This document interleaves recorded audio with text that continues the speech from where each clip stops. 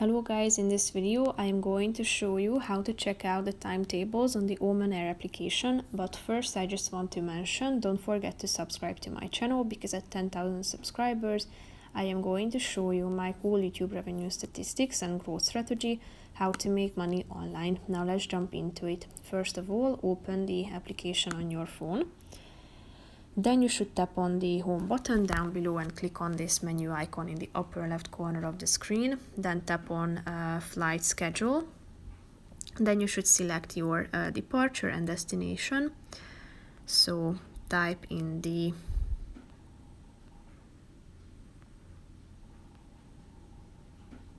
or select them and click on the show button, and here you can find the flight. Tap on the relevant one to find out more information, and that's how you can search for flight schedules. So that's pretty much it for this video, guys. See you in the next one. Bye bye.